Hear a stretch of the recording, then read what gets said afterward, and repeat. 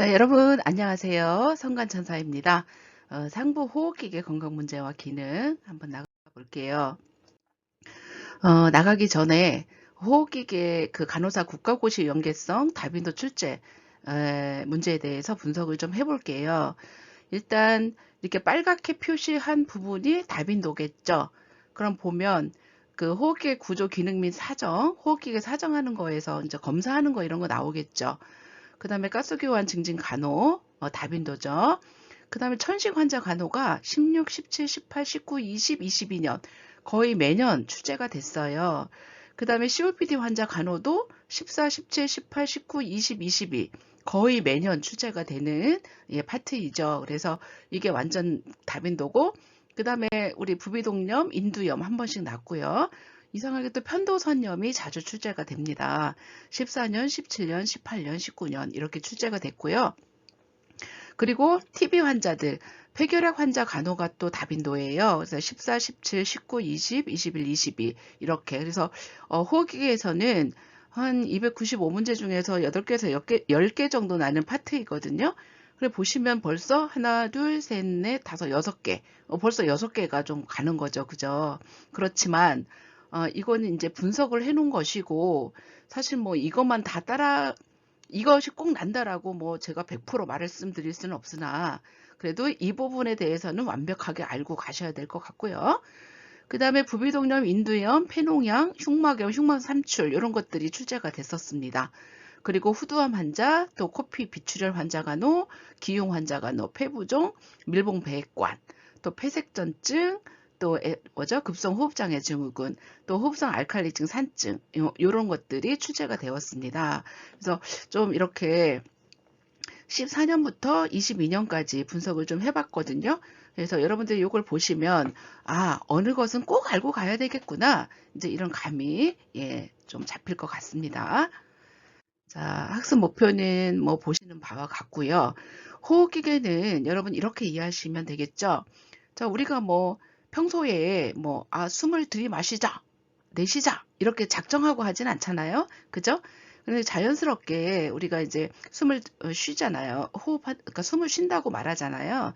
그러면 뭐 어떤 우리 공기 안에는 뭐 여러 가지 물질들이 있을 거고, 그런 것들이 코와 여기 코하고 입을 통해서 들어가죠.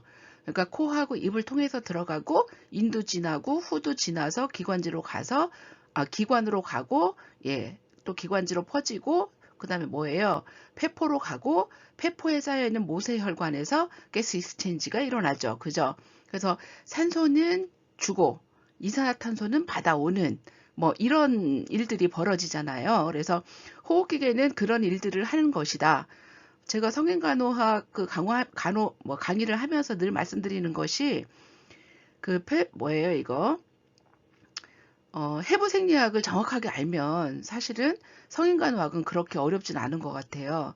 왜냐하면 그러니까 정상 범위를 벗어나는 것들이 질병이잖아, 그죠? 그래서 저는 여러분에게 정말 해부생리를 정확하게, 이 성인간호학 들어오기 전에 정확하게 그 책을 다시 펴서 이해를 하고 들어오시면 훨씬 더 성인간호학을 접근하기가 쉬울 것이다, 이렇게 강조를 합니다, 늘. 그리고 또 실제적으로 성인간호 교재에 보면 앞부분에 이걸 또 살짝 다뤄줘요. 그래서 다뤄주는데, 여러분들이 성인간호학을 좀 공부를 잘하고 싶어요, 성적을 잘 받고 싶어요 라고 한다면 정말 그 파트의 해부 생리는 정확하게 이해하고 들어오는 것이 성적을 잘 내고 또 이해도를 높이는 가장 좋은 방법이다. 저는 이렇게 좀 강조하고 싶습니다. 그래서 이제 호흡기는 뭐겠어요? 코 안의 문제, 그 다음에 뭐예요? 뭐 얼굴에 있는 부비동의 문제, 그 다음에 인두의 문제, 대부분은 여러 질병이 있겠지만 성인간호학에서는 염증 이런 걸 많이 다루죠. 그래서 비염이나 인두염, 후두염은 기본으로 들어가겠죠. 기관지염 이런 것들요. 그리고 또 뭐가 되겠습니까? 이 공기가 들어가는 길이 뭐 어떤 계에서 좁아졌거나 막혀졌거나 이런 것도 문제가 될 거고, 그 다음에 가스 교환이 안 되는 것도 문제가 될 거고, 그죠? 그 다음에 폐포의 어떤 구성의 어떤 문제, 해부학적인 문제, 일단 뭐 에어가 있어야 되는데 거기에 이물질이 찬다던가, 그래서 이게 폐 재팽창을 뭐 방지한 뭐예요 그거 방해한다던가 이런 것들이 문제가 되는 거죠. 그래서 그렇게 일을 크게 그렇게 이해하시면 앞으로 이제 이거 호흡기계를 공부하는 데는 큰 무리가 없을 거라고 생각이 듭니다. 그래서 또 호흡기계가 여러분이 공부하실 때 염두에 두셔야 될 것이 뭐냐면 하트예요. 그래서 심장과 폐는 항상 이렇게 연결되어 있다. 이렇게 이해하셔야 되고요. 그 다음에 뭐죠? 폐포에서 우리 혈관하고 이렇게 가스 교환을 하기 때문에 이 혈액순환하고도 굉장히 중요한 밀접한 관계가 있다. 이렇게 이해하셔야 돼요. 우리가 산소를 많이 주려고 해도 혈액순환이 안 되면 산소를 받아들일 수 없는 거잖아요. 그죠? 그리고 또 CO2를 또 줘서 빨리 내보내야 되는데 그게 또 안 되면 CO2가 쌓여서 또 문제를 일으키는 거잖아요. 엑시도시스 같은 거. 그죠? 그래서 그런 크게 좀 이렇게 크게 한번 여러분들이 이해를 하시고 들어가시면 큰 문제는 없을 거라고 저는 생각이 듭니다. 그래서 우리 이제 호흡기를 이렇게 구분을 해요. 그냥 해부학적 구조로 윗부분, 아랫부분 구분을 하는 거죠. 그래서 upper respiratory tract, lower respiratory tract. 근데 뭐 상기도, 하기도 아니면 상부 호흡기계, 하부 호흡기계 이렇게 나누죠. 그래서 코하고 입하고 인두, 후두, 상부. 그 다음에 기관하고, 그죠? 여기 인두, 또 후두, 여기까지. 그 다음에 후두서부터 기관, 그 다음 기관지, 폐포, 여기 아랫부분 전부 다 하부 호흡기계. 이제 이렇게 나누는 거죠. 그래서 상부, 하부를 이렇게 나눈다. 그리고 문제는 뭡니까? 코 안에 문제 있는 거, 뭐 비염이나 아니면 무슨 폴립이 있거나 이런 문제가 될 거고, 또 뭐가 있어요? 우리 알레르기성 비염 있잖아요. 그런 것들. 그 다음에 후두염도 있을 거고요. 후두암도 있을 거고요.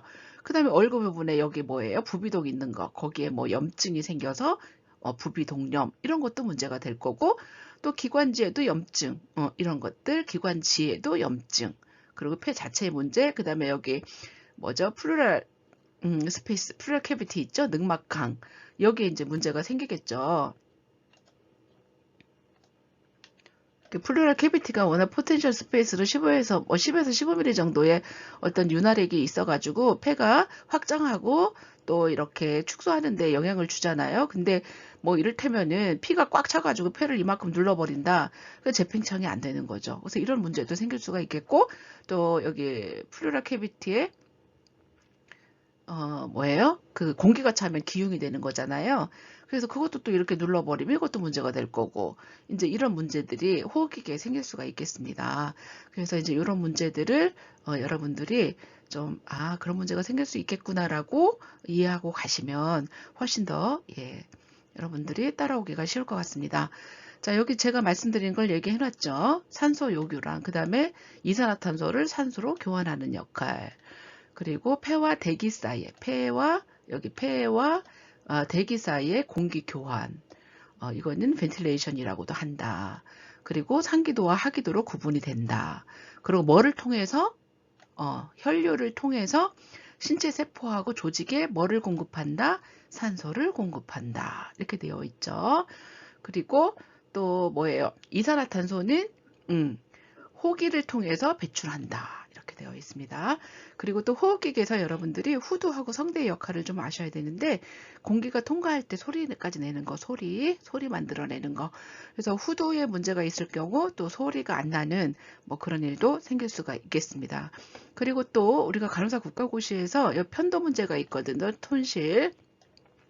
이를테면은 편도선 염이 잘 걸리고 그 다음에 편도선염이 잘 걸리는 아니면 톤실 일라지먼트, 그러니까 톤실이 되게 커져 있는 사람들이 있거든요.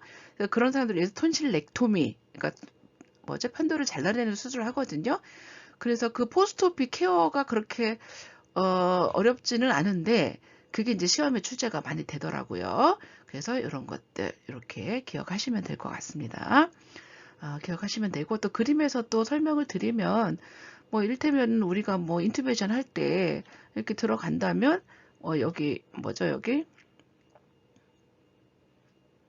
크라이나 그죠? 여기 이게 분기부 여기가 이제 기침 중추가 있기 때문에 여기까지 이렇게 꽉 닿으면 안 되고 여기서 한 요 정도 올라와서 이제 인서션이 돼야 된다라는 거 그런 것도 참고로 알고 계시면 될 것 같습니다.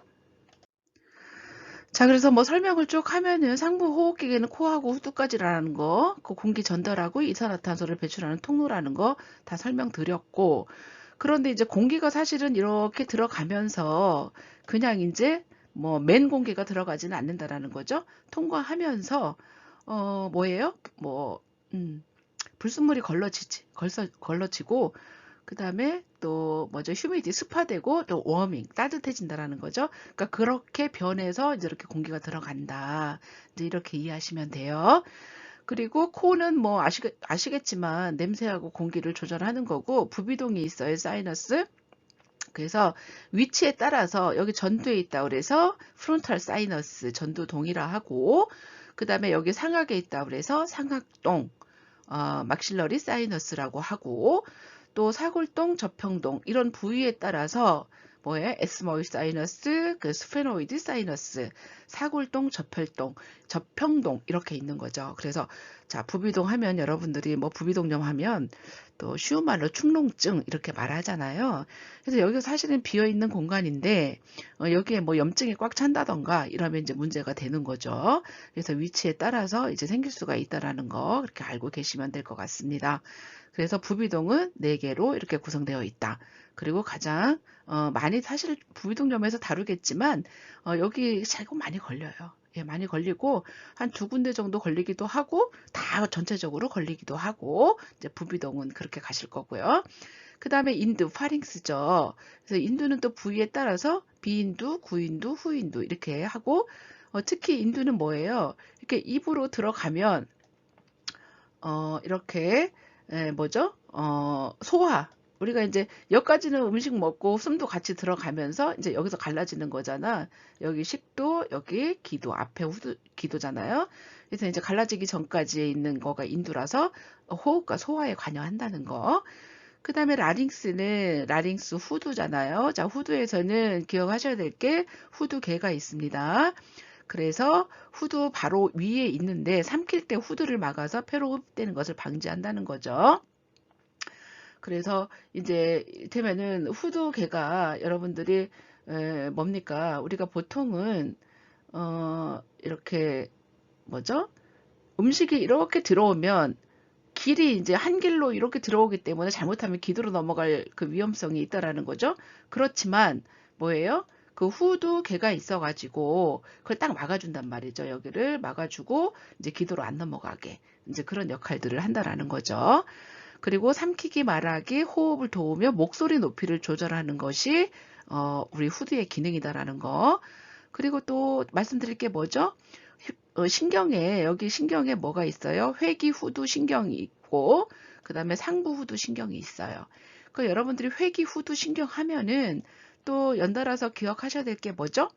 우리 이제 내분비를 배우신 분도 계시겠지만 갑상선이 있잖아요. 그죠? 갑상연골 여기 있는 부위거든요. 그래서 갑상선 암이나 이런 거 있을 때 갑상선 떼내잖아요. 그러면 갑상선 절제술 할 때 물론 뭐 이것을 신경을 안 건드리기 위해서 굉장히 신경을 많이 쓰겠으나 만약에 손상을 받게 되면 예, 목소리가 예, 안 나올 수도 있어요. 그래서 갑상선암 수술하는 환자에게 수술 승낙서 받을 때에 그걸 반드시 설명을 합니다.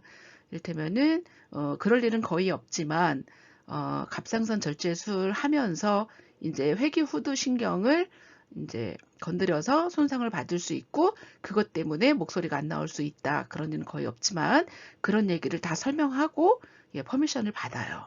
그래서 뭐 그런 것도 참고로 그러니까 성인간호학은 공부하실 때 그것만 딱 하는 게 아니고 이렇게 연결된 거를 같이 공부하는 습관을 좀 들여보세요. 왜냐면 뭐 학교마다 그 공부하는 방법이 다를 거지만 대부분 계통별로 공부를 하거든요. 그래서 아직 안 배웠다면 내분비계를 배울 때 이제 요거를 떠올리셔야 되는 거죠. 그래서 이렇게 연결해서 공부하는 습관 그리고 통합해서 공부하는 습관을 들이세요. 성인간호학에서는 따로 떼놓고 공부하지 마시고 아 여기 회귀후두 신경 나왔네. 갑상선 절제술을 할 때 그거 신경 건드리지 말라 그랬어. 우리가 수술을 하는 건 물론 아니지만요. 그거 건드리면은 만약에 인저리를 입었다면 목소리가 안 나올 수 있고 고음 불가야. 이제 이런 것들을 연결해서 이제 공부하시면 여러분들이 훨씬 더 좋을 것 같다. 이제 이런 생각이 듭니다. 자, 우리가 이제 건강 사정으로 들어가면 이거는 이렇게 생각하시면 될 것 같아요. 환자가 왔다. 호기계 환자가 왔다.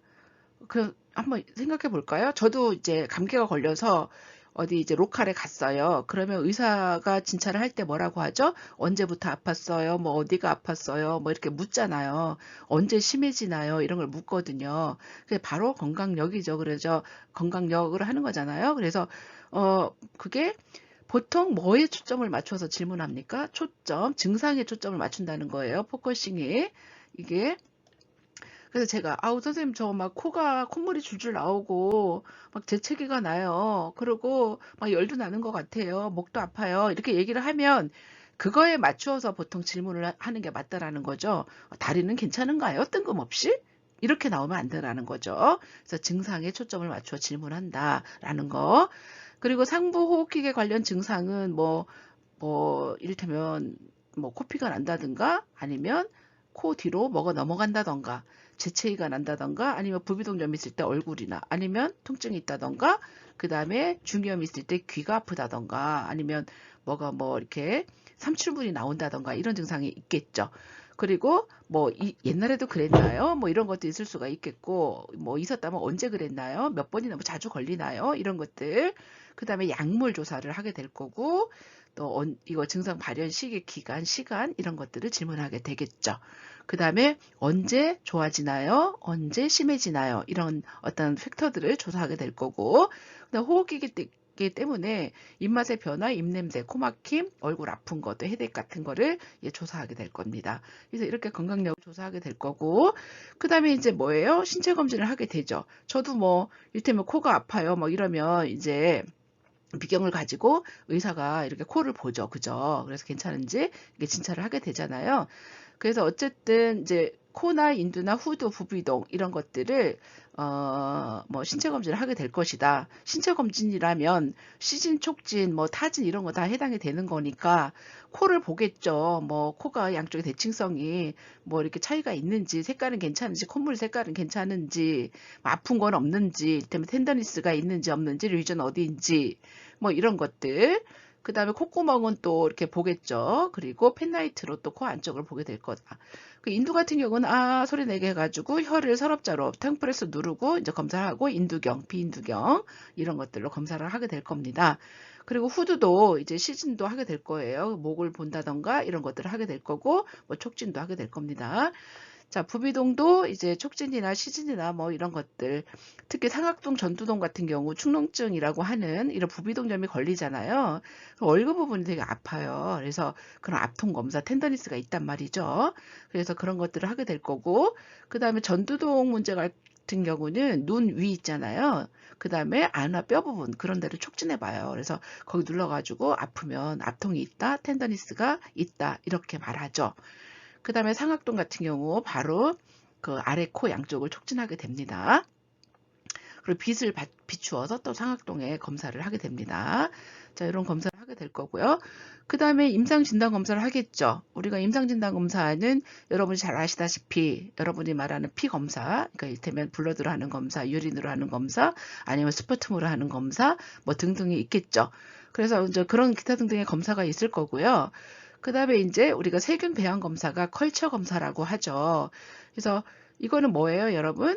키워보는 거예요, 균을. 예, 균을 키워보는 거죠. 그래서 이를테면은 가래가 많고 이 사람이 열이 난다 그런다면 도대체 원인균이 무엇일까? 물론 이렇게 열이 난다 그러면 우리가 피버 스터디를 하게 되고 보통 피 검사를 하게 되죠. 그럼 피 검사에서 염증이 있으면 보통 WBC는 올라갈 거고 그 다음에 뉴트리필도 올라갈 겁니다. 그리고 염증을 나타내는 어떤 여러 가지 마커는 뭐예요? 뭐 ESR이나 뭐 CRP 이런 것들도 있을 건데 어쨌든 CBC를 많이 하게 될 거고 WBC 올라갈 거고 뉴트리필 호중근은 올라갈 것이다. 이제 그런 검사고 그 다음에 이제 이분이 계속 안티를 써도 좋아지지 않는다면 보통 컬처 검사를 갈 거예요. 그러면 거기 균을 키워보는 거죠. 그래서 만약에 균이 없으면 보통은 노 그로스 해가지고 뭐 자라지 않는다 이렇게 표현을 해요. 검사 결과지를 보면은 자 이렇게 그럼 이거는 뭐 균이 없다라는 뜻이죠. 근데 이거를 컬처럴 검사를 해봤더니 뭐 여러 가지 균들이 A, B, C, D, E, F 나왔고 그 중에 뭐 그런 균이 나왔다. 아니면 어느 균이 뭐 B라는 균이 나왔다라고 한다면 보통은 같이 뭐예요? 민감도 검사를 같이 하게 되죠. 센시티비티 테스트를. 그래서 이제 안티를 여러 가지를 써봐가지고 어느 것이 이 균이 죽는가를 같이 결과를 내게 됩니다.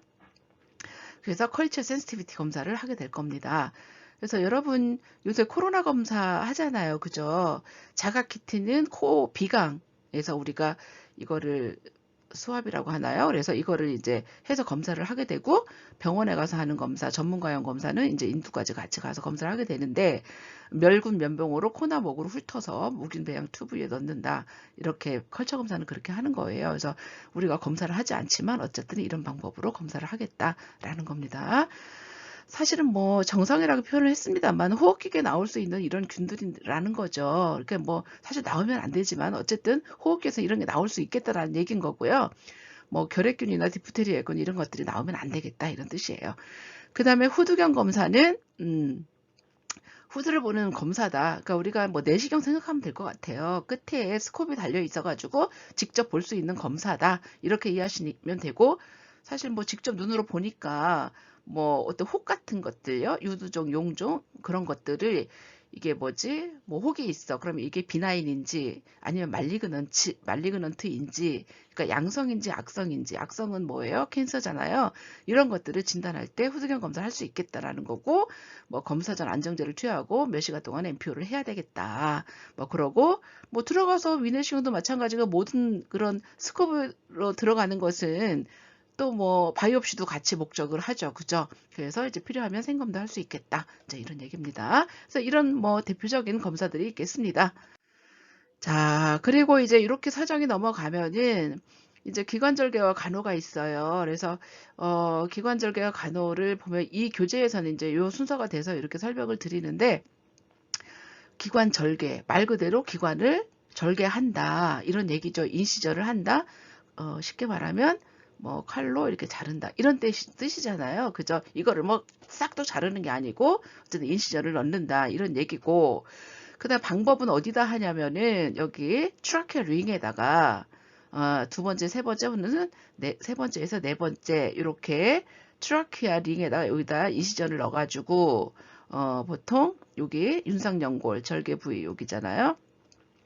그래가지고 절개를 해서 이렇게 관을 넣는 거 이렇게 여러분이 이해하시면 될 것 같습니다. 그래서 이제 옆에서 보면은 뭐 이렇게 들어가는 거예요. 이렇게 들어가는데 여기에 이제 커프가 있는 게 있고 커프가 없는 게 있고 그렇겠죠. 그래서 이제 이렇게 들어간다라는 거 트라케오스토미 튜브라고 하죠. 그러면 이제 밖에서 보면 이제 여기로 호흡이 안 되는 거니까 일로 들어가는 거겠죠. 그죠? 이런 식으로. 그리고 커프가 있다면 이제 여기서는 일로 들어가진 않겠죠. 여기를 통해서만 들어가겠죠. 예, 그런 논리다라는 거 알고 계시면 될 것 같고 사실 기관절개에서는 우리가 입으로 가래를 뱉을 수 없겠죠. 그죠? 우리가 가래가 끓으면 기침을 하잖아요. 그래서 본인이 뱉어요, 밖으로. 근데 이런 환자들은 가래가 만약에 나온다면 일로 나오겠죠. 그럼 어떻게 되겠어요? 여기 이제 뭐 꺼즈로 Y 꺼즈로 이렇게 덮어 있기 때문에 여기를 통해서 가래가 나오기 때문에 이게 굉장히 젖겠죠. 예, 습화되고 이런 물질들이 여기 막 묻겠죠. 그 묻어있고 이거 빨리 치워주지 않으면 인펙션 되겠죠. 그래서 우리가 간호가 뭐가 되냐면 요거 체인지 해주는 거 하고 여기 만약에 이너 캐뉼라 있다면 요걸 갈아주는 간호 요런 것들을 여러분이 이제 우리가 뭐 트라키오스토미를 하지 않아요. 그죠? 트라키오스토미는 사실 뭐 5월 가서 하시든지 아니면 뭐 ICU에서도 할 수도 있겠습니다만 이제 보통 5월 가서 하시죠. 그래서 이제 우리가 하는 게 아니고 그거는 이제 서전들이 하는 거죠. 그죠? 그래서 우리는 이제 그것을 간호 이분의 간호에 대해서 의사소통이라던가 여기 뭐죠? 그 여기 부위 뭐라고 하죠? 그거를 하여튼 아유 갑자기 말이 생각이 안 나네. 요 부위에 어떤 간호를 깨끗하게 하기 위해서 감염을 예방하기 위해서 어떻게 간호할 거냐. 그리고 가습하는 거 있죠. 그러니까 우리는 여기서 기관절개관의 키포인트는 뭐냐면 감염 예방하고 그 다음에 뭐가 되겠어요? 여러분 가래 얘기했죠. 그죠? 그러면 두 번째 뭐가 되겠나? 석션이 되겠지. 그치? 석션이 될 거고 그죠? 뭐가 될까요? 그 다음에 우리 휴미디파이 그죠? 습기 뭐라고 하죠? 요 세 가지에 대한 간호가 굉장히 중요한 간호이다. 이렇게 이해하시면 예, 쉬울 것 같습니다. 그래서 뭐 그림은 이렇게 넣었지만 어쨌든 그게 키포인트다. 이렇게 이해하시면 돼요. 그래서 보통 상기도 폐색 시 호흡을 돕고 분비물을 제거하고 장기간 기계 환기를 사용할 목적으로 시행을 한다라고 이해하시면 되겠습니다. 그러니까 여러분이 뭐 인시전을 직접 하고 트라케오스톰을 하는 건 아니지만 간단히 이렇게 이해하시면 될 것 같습니다. 그래서 여기 그림을 조금 더 넣느라고 똑같은 내용을 넣는데 이제 옆에서 보면 이런 거고 또 여기 이렇게 커프가 있는 것도 보이죠. 그리고 이거 리무브 하잖아요. 그럼 이렇게 스카가 남아요. 시커멓게 이렇게 스카가 남고 사실 이거는 뭐 잘 이렇게 약간 힐링이 잘 되죠. 예, 이렇고 이제 환자를 보면 이렇게 여기 뭐죠? 트라케오스톰이를 한 상태고 이렇게 꺼즈로 여기 옆부분을 이렇게 해놨고 고정해야 되잖아요. 고정하지 않으면 이게 빠질 거니까요. 그래서 이렇게 뭐 이제 고정하는 뭐 이게 끈인데 이거 고정하는 방법은 뭐 요새 좋은 것들이 많이 나와 있어가지고 뭐 다른 여러 가지로도 또 할 수가 있겠습니다. 그래서 우리가 간호는 이제 어떤 석션이나 아니면은 이게 스파를 습기를 주거나 아니면 여기 이제 깨끗하게 해주는 것, 또 의사소통에 관한 것 이런 것들이 이제 간호가 되겠다. 이렇게 알고 가시면 될 것 같습니다. 그래서 이제 튜브를 보면은 이렇게 커프가 있는 게 있고요. 그 다음에 커프가 없는 것도 있고 뭐 여러 가지들이 있습니다.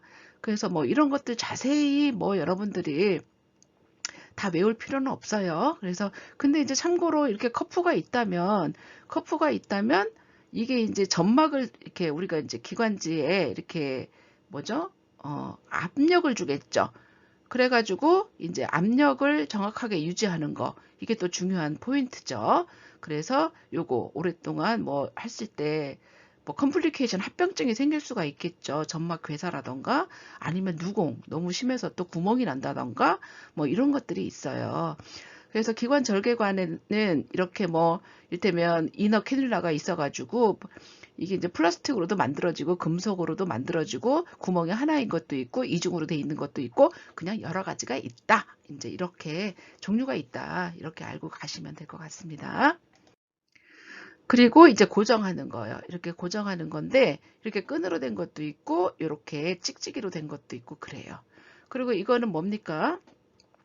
프레셔를 재는 거죠. 그죠? 커프 프레셔를 재는 거잖아요. 그래서 커프 프레셔를 유지할 수 있도록 여기 그러니까 너무 막 이렇게 압력이 세면 안 되니까 이거 커프 프레셔를 여기 보시면 어 보통 이제 15 정도 이렇게 유지하라고 되어 있거든요. 그래서 요 커프 프레셔를 재는 기계 그러니까 커프 프레셔예요. 이렇게 재는 기계이다. 이제 이렇게 알고 계시면 되고 그래서 여기서 보시면은 뭐 좀 이렇게 이게 이제 내관이고 닫개이고 커프고 요거는 이제 커프가 있는 거잖아요. 그리고 이게 이제 걸리는 거죠. 여기가 그래서 요 끈을 이렇게 매다는 그런 형태인 거죠.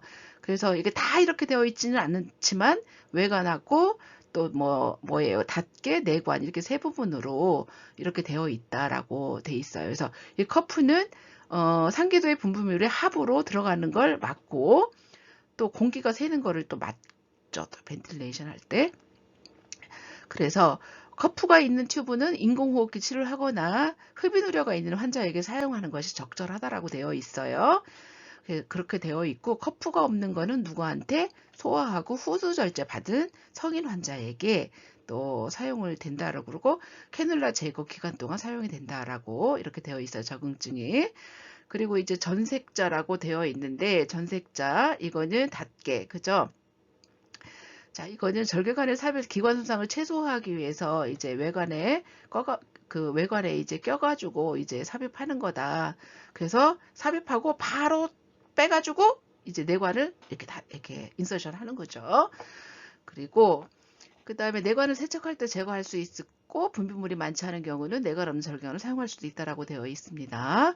그리고 튜브가 삽입되어 있는 동안에는 이것이 닭개가 또 내관을 대신한다라고 되어 있습니다. 내관은 기도 손상 없이 쉽게 세척할 수 있도록 분리가 가능하다라고 되어 있고요. 그래서 이렇게 설명을 좀 해드렸습니다. 자, 그래서 근데 이제 구멍이 뚫린 절개관도 있어요. 또 이렇게. 그래가지고, 이거 외관 뒤쪽 벽에 구멍이 있고, 내관을 제거하고 커프에 공기를 빼서 덮개를 씌우면은 어떻게 된다고요? 공기가 외관의 구멍으로 나가서 성대를 진동시켜서 말을 할 수 있는 장점이 있는 것이 이제 구멍이 뚫린 절개관, 요런 거고요. 이제 종류를 말하는 거죠. 아까 왜 커프가 있는 거, 그러니까 커프드, 언커프드. 그 다음에 또 종류가 옆에 있었잖아요. 이제 구멍 뚫린 기관 절개관. 이런 것들도 있을 수 있겠다. 이렇게 알고 계시면 될 것 같고, 그 다음에 의사소통이 가능한 기관 절개관도 있어서 커프하고 외관에 튜브가 2개 있는 절개관, 뭐 이런 것들도 이렇게 연결되어 있어가지고 요게 이제 의사소통이 가능한 절개관이다. 뭐 그냥 그런 종류가 있다 이렇게 이해하시면 될 것 같습니다. 그리고 또 의사소통이 가능한 기관 절개관, 그래서 다양한 의사소통 밸브를 부착하여도 이제 말을 할 수 있는 뭐 그런 것들도 있다라고 알고 계시면 될 것 같고, 여기 이제 유튜브에 가면 이 사용법에 대해서 이제 설명이 되어 있는 걸 볼 수가 있겠습니다.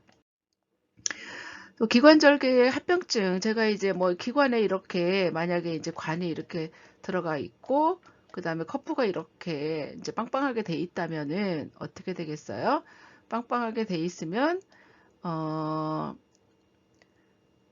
여기가 이제 뭐죠? 압박을 받겠죠. 압박을 받고 또 식도가 있잖아요. 그러니까 뭐 구멍이 나는 수도 있고 출혈이라든지 감염이나 출혈이나 아니면 기관에 또 연화증, 그 다음에 기관 식도, 구멍이 나는 수도 있겠고, 그 다음에 기관하고 동맥루 이런 것도 있을 수 있겠고, 또 간이 막히는 것도 있을 거고, 또 빠지는 경우도 있을 겁니다. 자, 이런 합병증이 있을 거고요. 대부분의 합병증이 기관 절개관 제거 후에 수일 내에 발생을 할 거고, 또 기관 협착 이런 것들이 포함이 됩니다. 그리고 이렇게 합병증이 생기면 수술을 해야 될 수도 있겠다. 이제 이렇게 알고 계시면 될 것 같습니다. 그래서 보시면 여기 보세요. 자, 필요시 이제 석션을 먼저 하고, 그 다음에 이제 내관을 빼는 거죠. 내관을 빼갖고 내관을 이제 세척을 하고, 아니면 이제 이거를 그냥 낀다던가 아니면 새 거로 이제 체인지를 해주고, 그 다음에 피부부의 분비물을 제거하고, 뭐죠? 체인지 해주고 와이거즈, 그 다음에 요거 끈도 이제 체인지 해줘야 되는데, 끈을 또 너무 이렇게 세게 또 꼭 조이게 하지 말라고 되어 있어요. 책마다 약간 다르긴 한데, 한 2손가락 아니면 1손가락 정도 들어갈 정도로 여유를 줘서 여기를 고정해라. 그거는 좀 알고 계시면 될 것 같습니다. 너무 느슨하면 이게 빠지겠죠. 또 너무 꽉 조이면 또 여기가 좀 쫄리겠죠. 불편하겠죠. 그러니까 어떻게 하라고요? 손가락 하나 정도 아니면 2개 정도 들어가게 여유를 좀 줘라. 이제 그런 얘기입니다. 그래서 이제 이게 뭐냐면은 기관절개관 삽입 환자 간호에 대한 영상입니다.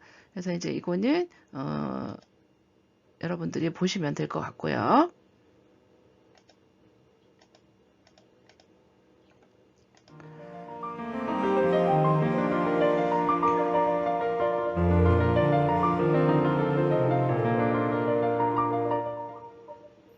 기관 절개관 드레싱 교환에 대해 설명하겠습니다. 내과 환자들 중에 기관 내관을 가지고 있는 환자들이 많이 있습니다. 가래가 많이 나오고 기침을 하게 되면 분비물이 밖으로 나오는 경우가 있어서 보호자가 이제 주변에 있는 꺼즈를 갈아주세요라고 요청하는 경우가 흔히 있는데요. 제일 중요하게 생각해야 될 것은 드레싱을 갈다가 내관이 빠지는 경우가 절대 생기지 않도록 주의해야 하는 것입니다. 주로 이 기관 내관의 주변은 이미 septic한 상태이기 때문에 굳이 무균 장갑을 끼지 않아도 되지만 그래도 외과적, 내과적 무균수를 함께 고려해서 지금 이미 균이 있고 오염되어 있는 상태라고 여겨지는 환자의 기관 내관 부분이지만 추가적인 오염이 일어나지 않도록 주의해야 합니다. 기관 내관을 간호하는 방법에는 내관을 꺼내서 과산화수소와 증류수가 섞여 있는 관에 소독해 넣었다가 또 그 내관을 다시 끼워주는 그런 절차를 필요로 하는 그 기관 내관이 있는데요. 대부분의 대형 병원에서는 이미 그렇게 이제 내관이 없는 폴텍스 재질의 하나만 관을 가지고 있는 그런 편리한 캐뉼라를 많이 쓰고 있기 때문에 특별히 이 강의에서는 내관을 소독하는 것은 생략하고 주변의 드레싱만 교환하는 것을 설명해 드리도록 하겠습니다. 제일 관건은 적절한 준비물을 챙겨가서 환자가 편안한 상태에서 꺼즈를 갈아준다, 이렇게 생각하면 되겠습니다. 필요한 준비물은 무균 장갑이 아닌 그냥 폴리 장갑이면 되겠고요. 깨끗하게 병동마다 가지고 있는 폴리 장갑이면 되겠습니다. 그리고 그 다음에는 드레싱 키트인데요. 드레싱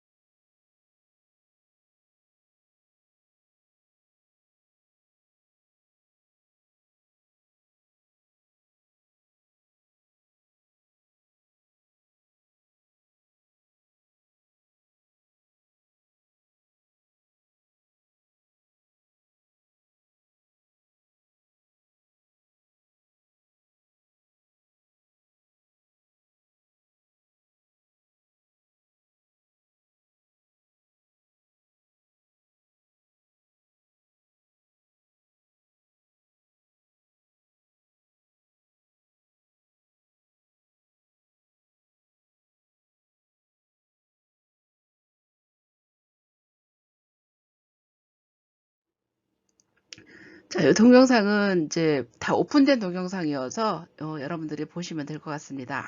아주 자세히 좀 설명을 해주셨거든요. 그래서 보시면 될 것 같고, 우리가 이제 절개 부위 간우를 보면은 어떻게 깨끗하고 건조, 요거 기억하시고요. 분비물이 있거나 그러면 뭐예요? 드레싱 교환을 피부 간우를 해줘라. 그리고 하기 전에 호흡을 청진해주고, 만약에 가래 같은 게 있으면 먼저 석션을 하고 드레싱을 해라. 실제로 막 이게 꺼즈 체인지 할 때 또 막 이게 가래가 나올 수 있거든요. 그러니까 어쨌든 분비물이 있으면 먼저 석션을 한 다음에 드레싱을 제거하는 게 좋겠고, 내관을 제거한 후에 일회용이면 새 내관으로 교체를 하시고요. 일회용이 아니면 3% 과산화수소에 담가서 분비물을 제거하고 또 멸균수로 헹궈서 다시 삽입을 할 수가 있겠다라는 거 알고 계시면 될 것 같고요. 자, 그 다음에 고정 끈도 교환을 하시라고 말씀드렸잖아요. 그래서 끈과 끈 피부 사이에 손가락이 하나 들어갈 정도로 느슨하게 고정하는 게 필요하겠다. 이렇게 기억해 주시면 될 것 같습니다. 그리고 또 이제 이거 체인지 하는 동안 또 빠질 수가 있거든요. 그러니까 외관 앞면을 약간 누르면서 교환을 해주시고요. 외관 앞면을. 자, 그 다음에 기관 절개범도 드레싱을 해주시고, 또 젖으면 빨래 하니까, 그러니까 감염의 원인이 되니까 자주 교환해 주세요. 그 다음에 간호는 하루에 3번 혹은 필요할 때마다예요. 3번만 하라. X입니다. 필요할 때마다. 너무 뭐, 가래가 좀 많이 나와서 그러면은, 그거를 필요할 때마다 시행할 수 있겠다. 자, 이런 얘기죠.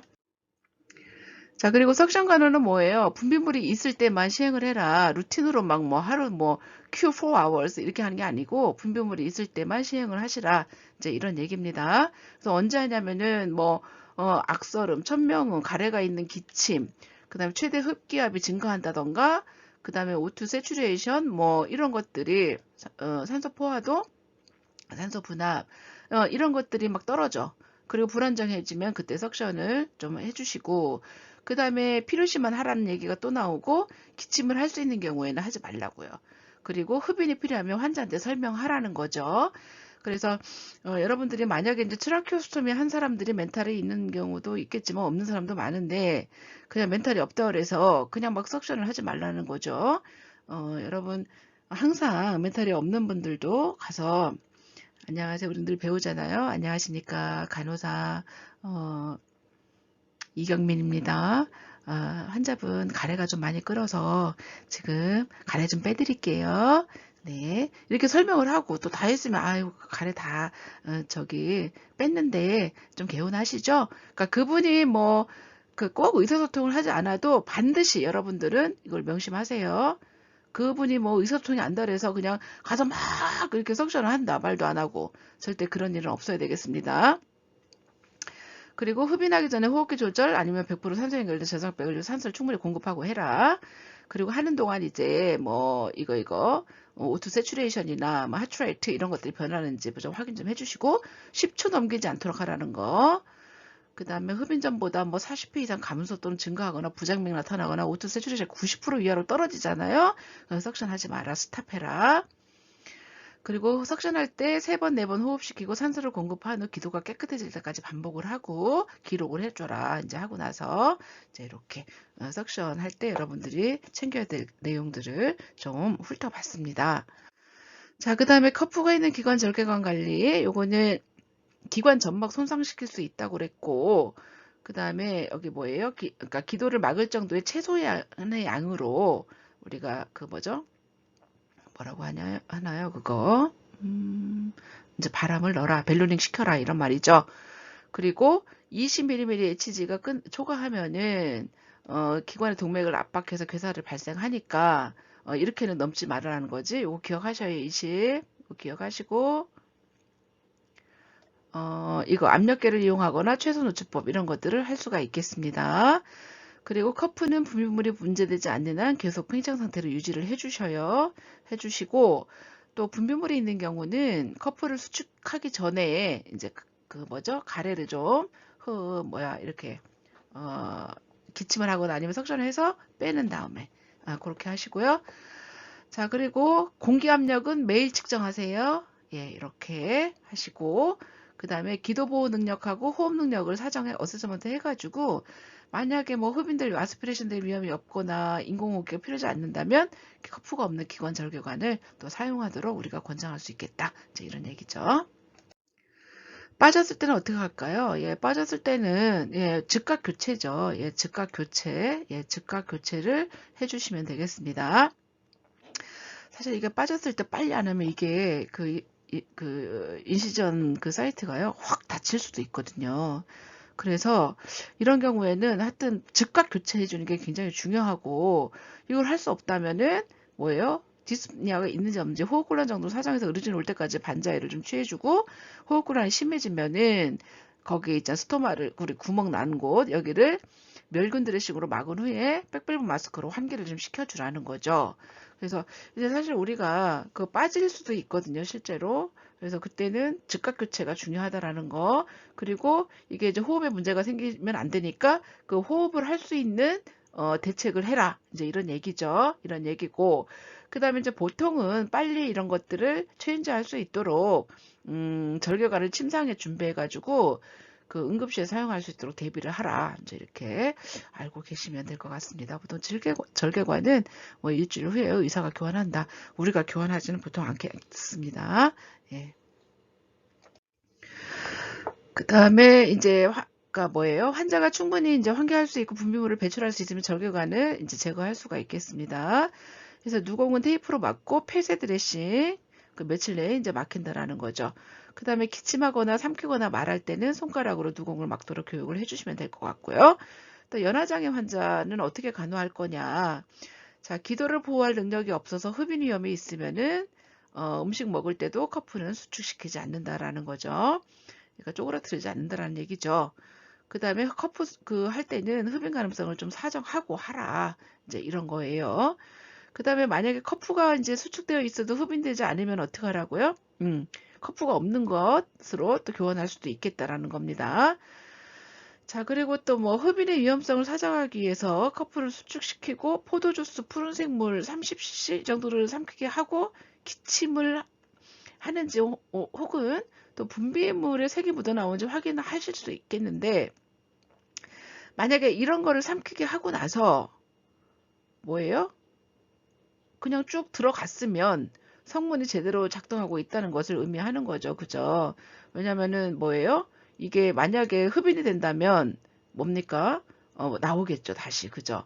그래서 성분이 제대로 작동하고 있다는 것을 의미한다라는 거죠. 뭐예요? 이게 그 뭐죠? 식도로 들어갔기 때문에 나오지 않는다라는 거지. 기도는 막혔고. 그래서 이제 이런 검사도 할 수가 있겠습니다. 연화의 어떤 사정을 위해서. 자, 그리고 언어장애 환자 간호가 있죠. 그래서 의식이 멘탈이 있으면 이제 호출벨, 콜벨을 좀 배치를 해가지고 눌렀을 때 즉각 반응해서 불안하지 않게 해주라는 거죠. 저 환자가 콜벨을 누른다는 것은 자기가 이제 옆에 누군가가 케어기버가 없다는 얘기고, 해결해 줄 사람이 없다는 얘기이기 때문에 여러분이 스테이션에 있을 때 호출벨이 자주 울린다 그래서 그거를 굉장히 뭐 슬프거나 뭐 노여워하거나 슬퍼하지 마시고 아 환자가 뭐가 필요하구나 이러고 바로 가셔야 됩니다. 바로 가셔야 됩니다. 그래서 가서 어디가 불편하신가요? 뭘 해드릴까요? 이렇게 가서 바로 해주셔야 됩니다. 불러도 안 온다. 뭐 짜증이 많이 난다. 간호사가 그런 태도를 우리가 취하면 절대 안 된다라는 거죠. 그 다음에 읽고 쓰는 능력, 이분이 뭐 읽을 수 있는지, 뭐 쓰는 능력이 있는지 이런 것들을, 예를 들면 글씨를 읽을 수 없는 분한테 백날 써가지고 이렇게 하세요, 저렇게 하세요 하는 거는 정말 아무 의미가 없다라는 거죠. 그래서 그런 것들을 먼저 읽을 수 있는지, 쓸 수 있는지, 어느 정도인지 이런 걸 먼저 사정을 하고, 그 다음에 이제 연필과 종이, 그림 있는 단어 카드, 또 인공 후드 이런 것들로 이용해서 의사소통을 할 수 있다라는 겁니다. 그 다음에 영구로 기관절개골이 아닌 경우는 일시적으로 또 말을 할 수 없음을 좀 알려주라는 거고 몸짓 이런 걸로 의사소통을 할 수 있도록 우리가 인커리지 시켜줘야 되겠다라는 겁니다. 그리고 이제 기관절개관이 있는 환자 말을 할 수 있는 방법 중에 자발호흡이 있는 경우는 커프를 수축시켜서 공기가 성대로 올라오게 하면 이제 말을 할 수가 있고 이때 이제 누공을 막으면은 더 도움이 된다라는 거고요. 그 다음에 커프가 없는 경우는 호기 때 절개관 주위로 자유롭게 올라가서 말을 할 수 있다라는 거죠. 그리고 인공호흡기 사용하는 경우는 커프 주위로 공기가 새도록 하면 또 의사통이 가능하다라는 거고 그 다음에 의사소통 기관 절개관 앞에 있었잖아요. 밸브 이런 것들을 사용하면은 또 심리적으로 안정되고 자가간호가 잘 될 수 있겠다라는 겁니다. 말을 못하면 얼마나 답답하겠어요, 환자분들이요. 자, 그런 것들. 그리고 또 구멍 뚫긴 거 또 사용하면 또 말을 할 수 있다라고 그랬고, 그죠? 자, 그래서 또 의사소통 기관 절개관을 사용하면은 또 말을 할 수가 있고, 그래서 이런 것들을 사용하면 의사소통도 이제 말을 하면서 가능할 수 있겠다. 이제 이런 얘기입니다. 자, 그리고 영양작용에는 사실은 뭐 이거 영양 상태 잘 뭐 입으로 구강으로 문제가 없을 경우 잘 먹고 잘 삼키고 하시겠죠.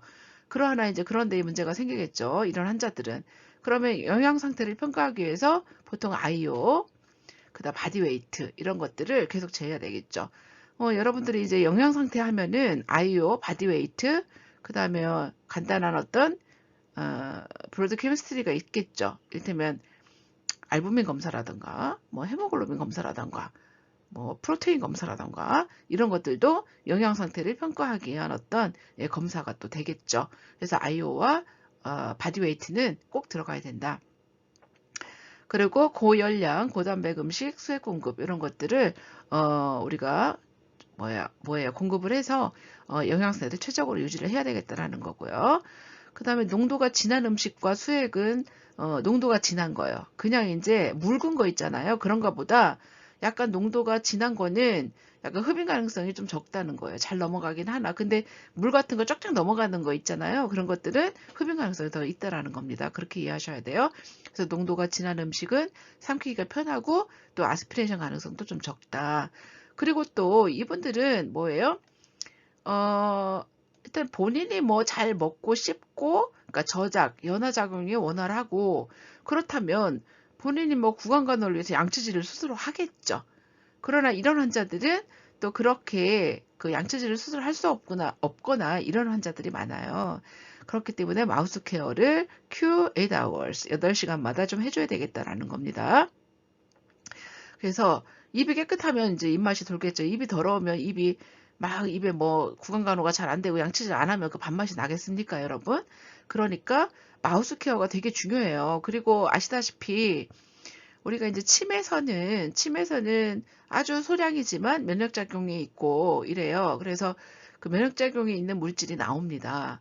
그래서 어떤 자정하는 작용을 하거든요. 그렇기도 하고 또 깨끗하게 또 양치질을 하면 균이 일단 없어지는 그런 효과를 보겠죠. 그런데 이제 그걸 안 해요. 그러면 균이 살 수 있는 환경이 입안에 만들어지는 거죠. 그러면 그 균이 넘어가겠죠. 예. 어디로? 뭐 식도로도 가고 또 뭐예요? 기관으로도 갈 수가 있을 겁니다. 그래서 실제로 이게 ICU에 있는 환자들 마우스 케어가 제대로 안 되거나 어떤 뭐 마우스 케어를 잘 해주시죠. 보통은 너무 잘 해주시죠. 너무 잘 해주시는데 그것들 때문에 구강간호가 적절치 않아서 심내막염이나 이런 것들이 잘 걸리고 또 다른 어떤 감염의 어떤 단초가 될 수 있습니다. 이 구강이 깨끗하지 않으면. 그래서 이 구강간호는 굉장히 중요하다라고 여러분이 아셔야 됩니다. 아시겠죠? 자, 그 다음에 아까는 이제 기관을 절개한 거고요. 이거는 이제 절개하지 않은 거죠. 인투베이션 하는 거예요. 보통 이제 기관내 삽관은 언제 우리가 많이 하죠? 어레스트 왔을 때, 그죠? 기도 유지하기 위해서 이제 인투베이션을 많이 하죠. 그래서 이제 여러분이 뭐 인투베이션 할 일은 얼마나 있겠나 거의 없을 거지만 이제 후두경으로 해서 이제 이렇게 이걸 보고 여기 라이트가 끝에 이제 달려 있잖아요. 그래서 이거를 이렇게 제끼면 이제 보이죠. 후두가 보이고 거기를 통해서 이렇게 집어넣는 거죠. 관을. 그래서 여기도 마찬가지로 벨루능이 있을 거고 잘 들어갔는지 안 들어갔는지 우리가 청진을 해볼 것이고 아니면 체스트를 찍을 것이고 이제 이렇게 그래서 기관지가 이렇게 있다면 기관이 이렇게 있으면 관이 여기 기관 크라이나가 여기 있고 보통 여기 우회까지 이렇게 들어갈 수 있도록 그렇게 해주셔야 되고 또 라이트 쪽에 그 브론코스가 좀 짧고 굵기 때문에 또 이쪽으로 이렇게 들어가는 경우가 많아요. 그래서 어떻게 하라고 하고 나서 이제 보통 청진하거나 뭐 쉐스를 찍어보거나 뭐 이런 것들을 하게 되겠죠. 그래서 이렇게 하는 거를 말하는 거예요. 그래서 자, 장점은 기관절개술에 비해서 신속하게 할 수 있고 외과적 상처가 없다는 거고 오래 유지할 수는 없어요. 근데 단점은 자 이런 거고요. 그래서 이제 보통은 이제 이렇게 튜브가 있다면 안에 그거가 있어요. 스타일렛이 있죠. 그래가지고 요게 관이 이렇게 있다면 이 철사 같은 거라고 와이어라고 생각하시면 되는데 이게 끝까지 나와 있으면 안 돼요. 왜냐면 들어가면서 또 인저리를 입거든요. 이쪽에. 그래서 항상 요것은 위로 올라갈 수 있도록 이렇게 하고요. 그래서 충분히 설명을 하고 해라. 그래서 삽관을 위해서 앙화이를 높이고 최대한 기도를 곧게 해가지고 머리를 뒤로 약간 젖힌 자세로 베개를 받쳐가지고요. 이렇게 보통 하거든요. 그래서 이제 보통 삽관이 끝나면은 벨로닝을 시키고 이렇게 그 다음에 에어웨이를 삽입하고서 백밸브 마스크로 이렇게 백프로 산소를 주고 그러면 또 이게 이제 이렇게 그 인서션이 되면요. 그 ETCO2를 측정할 수가 있습니다. 우리가 카프노그라피가 이제 연결할 수가 있어가지고 호기만 이산탄소 감지기 그 카프노그라피를 우리가 이제 할 수가 있어요. 그래서 카프노그라피라는 것은 그러니까 여기 뭐예요? 지속적으로 호기만 이산탄소 장치, 청진기 뭐 이런 것들로 정확한 위치에 들어가는지 확인하라고 그랬잖아요. 그죠? 확인할 수 있다 그랬잖아요. 우리가 이제 카프노그래피에서 ETCO2라는 건 뭡니까? 쉽게 말하면 뭐죠? 우리가 이제 그 산소를 주고 CO2를 가져온다고 그랬잖아요. 그죠? 여기 이제 폐포가 있기 때문에 오부사혈관이 많은데 어쨌든 이걸 혈관으로 치면 여기에 산소를 주고 CO2를 이렇게 가져오는 거잖아요. 그러니까 혈액순환이 잘 된다면 CO2가 나오는 것이 너무나 정상이라는 거죠. 그래서 ETCO2는 보통 30에서 40을 정상적이라고 봐요. 그러니까 여러분도 지금 ETCO2가 이렇게 돼 있는 거고 ETCO2가 이렇게 측정이 된다는 것은 혈액순환이 괜찮다라고 해석이 되는 겁니다. 그런데 만약에 심정지가 왔거나 혈액순환이 안 된다면 이게 낮아지겠죠. 그래서 우리가 이제 그 CPR 할 때 ECTO2가 ETCO2가 10mm 머큐리 아래로 떨어지면 이게 가슴 압박이 충분히 되고 있지 않다라고도 판단이 되고 그 다음에 소생률을 좀 낮게 볼 수 있는 어떤 근거로 보거든요.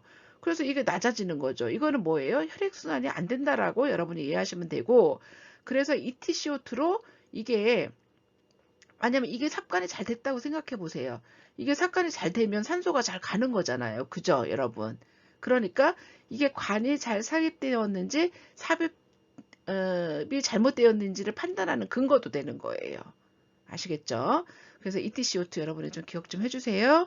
그래서 ETCO2가 30에서 40이 이제 정상 어떤 노멀 레인지인데 이게 떨어지는 것이 혈액순환이 안 되는 어떤 징후가 되는 거고 또 CPR에서는 어떤 하이 퀄리티 CPR이 안 되는 근거도 되는 거고 그 다음에 인투베이션이 정확히 인서션 그러니까 잘 되었는지 안 되었는지도 판단하는 기준이 되는구나. 이제 이렇게 이해하시면 되겠습니다. 컵부의 공기는 특별한 경우가 아니면 항상 팽창시켜 두어야 되고 기관 내 삽관은 그 뭐죠? 흔히 기계관계와 함께 사용할 수 있겠다. 이제 이런 얘기입니다.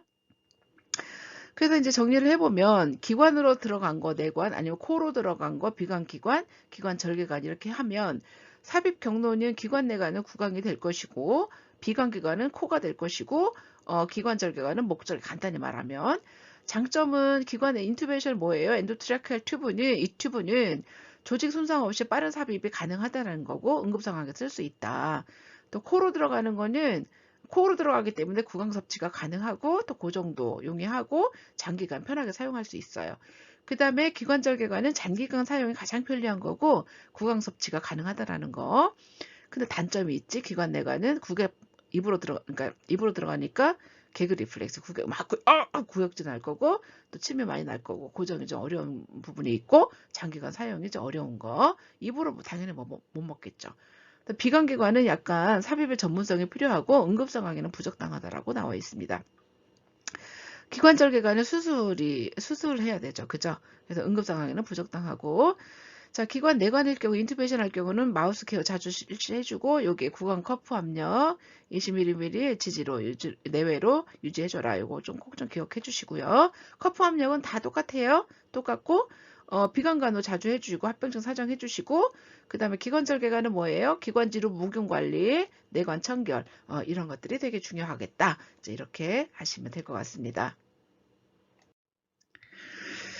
자, 이렇게 하고요. 그 다음에, 여기까지 하고, 다음 시간에, 예, 또 하겠습니다.